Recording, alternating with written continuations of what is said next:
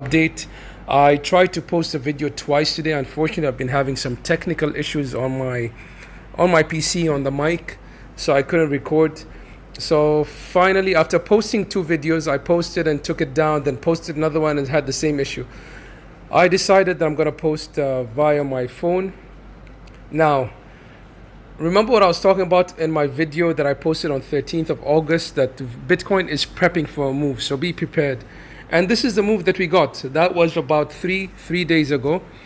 And I was talking about this level on Bitcoin, the 28,022. I was saying this level needs to hold. This level at the moment is broken, but we haven't had a sustained break. It is very possible that in the next hours or days that Bitcoin does something like this. Then when we range in that region, then we have a break. It is possible. It is also possible that we break down to the downside. But looking at it, just looking at the chart, this level over here, if we come up and reclaim the 28,022, then 28.8 is our next resistance, and then will be followed by 29.2. I was talking about the 29.2 the other day in my previous video or the one before, and I was saying that as long as, since we got rejected from the 29.2, if we can't break above it, value area high, you lose it, you come down to the POC. You lose the POC, next zone is the 27,130 value area low. Remember, this is a very critical zone for Bitcoin. Looking at the other channel, the Fibonacci channels on the other chart that I plotted, you could see that we came down to that fib channel and broke it. But we could remain here, and we could just range over here, something like this, like we just bounce off here and start coming up and then come down. What I think is going to happen, we could come down, test that value area low that we have on this other chart, and if we test it, that has to hold. The 27k might be a wick to the 27k and then a bounce, because if we lose I believe if we lose, which we are very close to that, you see we are holding this green trend line that comes from these tops of April and May, 26 April and 4th or 6th of May. And if we lose this, then we're coming down. I told you about this insufficiency that will recover these two big green candles or three big candles. As you've seen, all the way from down here is 15k. Every move up that didn't have much of consolidation was eventually recovered, at least half of it. And we've seen over here we held the 50% retracement, and from here, this drop here, I showed you in the previous 50% retracement. And at the moment we broke below the 50% retracement, but I believe we haven't hit the golden pocket. The golden pocket would be at around 27,460 and 27,230, and that's somewhere around the value area low. So in my mind, 27,130 is critical. If we lose that, then the biggest zone would be 26,272. Why is that? Because when you lose the 0.786, you're telling me that the move is reversing. We're no longer in a presumed 1 and a 2 coming down, then we're going up in a 3. You need to not break the 0.786.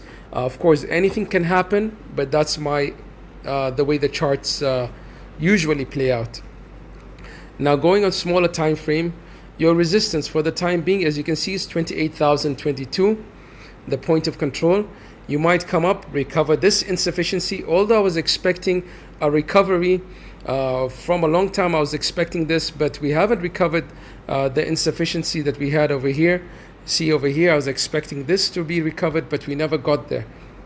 Now, what crazy thing could happen is that we pump all the way up there only to drop down again.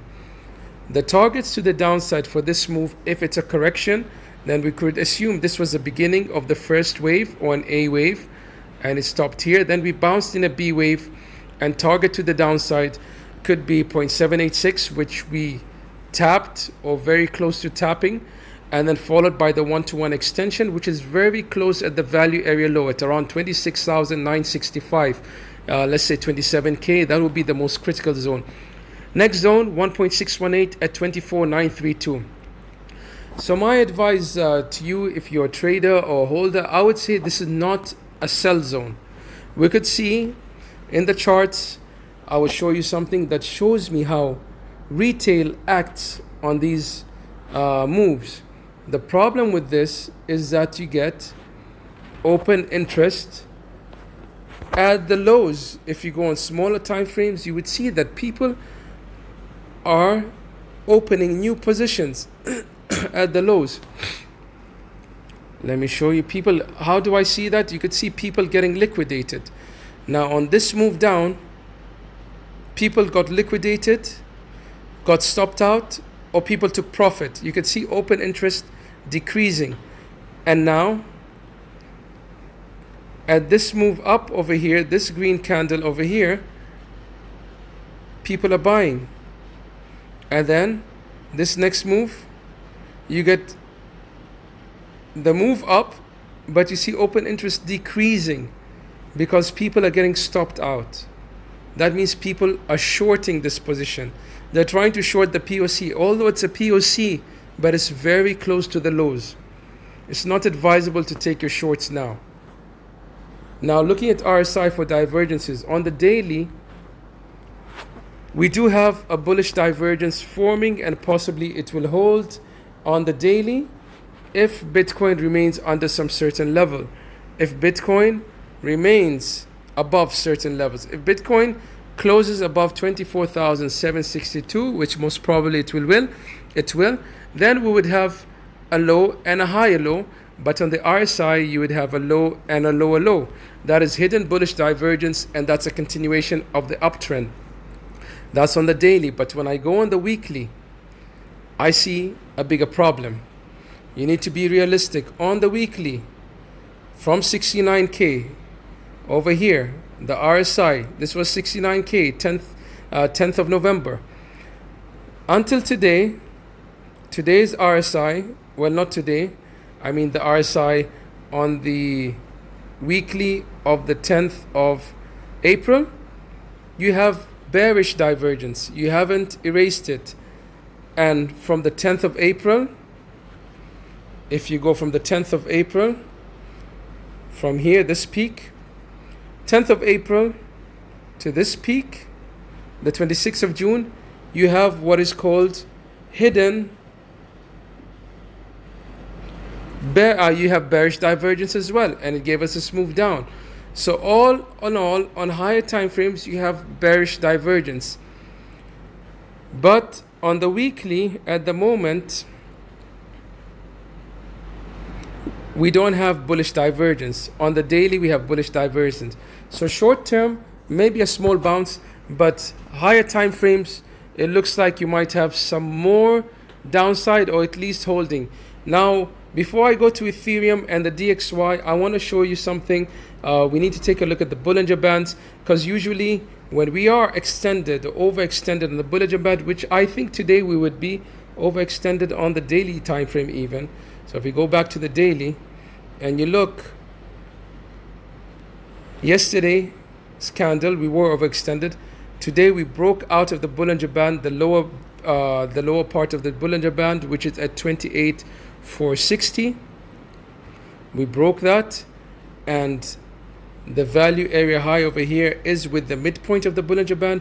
So on the daily, 28,460 is the lower part of the Bollinger Band. So since we broke it, and if you close like this today, I would expect that probably tomorrow's candle would open outside of the Bollinger Band. What could happen tomorrow is either we will hold for the next day or two, or we may have a bounce and continue. The thing is, usually when you have an overextension, that's when you look for your trade. So now we have an overextension to the downside. I would expect at least maybe another day opening outside the Bollinger Band, then we get a nice bounce.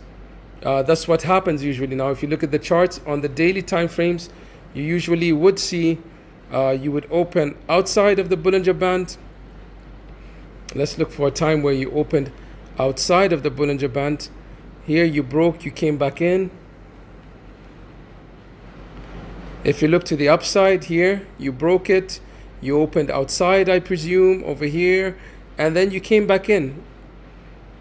It took a few days. It took about 2 to 3 days. So to the downside should be the same. Now going back to the DXY, looking at the DXY, you have this next level to worry about. If it doesn't hold as resistance, then the markets will have more downside to go. The 103.2009. At the moment, we're slightly above. If we're able to get a bounce, then the 104 is next, followed by the 105. Then after that, we have the VIX. The VIX is bouncing, and when the VIX bounces, that tells you the markets are tanking, and it's telling you there are more shorts on the S&P 500 than longs in the options. Ethereum, on the other hand, same thing, same story. Bollinger Band way overextended. I would see a bounce coming in soon.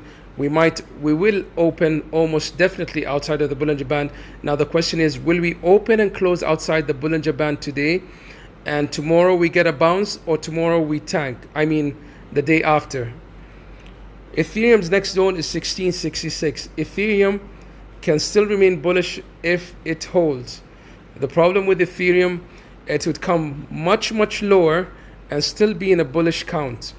Because if you take a Fibonacci retracement, which I'm not doing at the moment, I'm taking a Fibonacci extension to give you targets to the downside. Ethereum has the 1-to-1 extension at 1513. Now your next targets for Ethereum, the 0.618 at 1711 and 0.786 at 1624. If you come to the 1.618, you'll be coming all the way to the POC. You could do that because you've already lost the value area high. When you lose a value area high over here of this range, the value area high was over here at around 1811, 1812. You lost it. And when you lose a value area high, you're coming for the POC. That's how you trade volume profiles. You have a liquidity level here at around 1630. You have an important level at around 1666.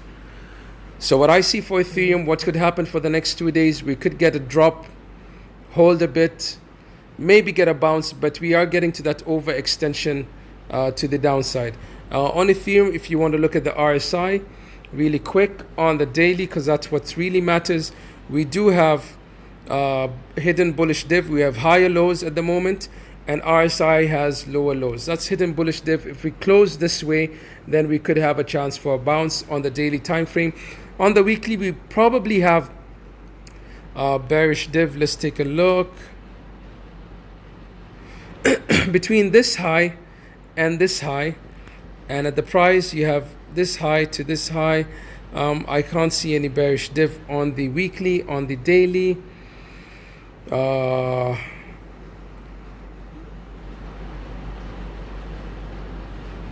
the daily you have the hidden bullish div. Yeah, I can't really see it unless we go to maybe November prices and compare them and see if we have any divergence. I can't see anything at the moment.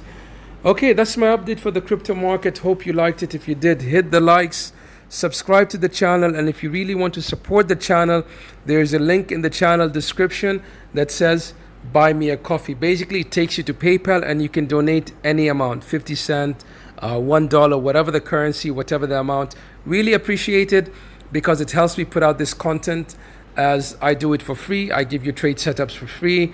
And my Discord, I do post some trade setups.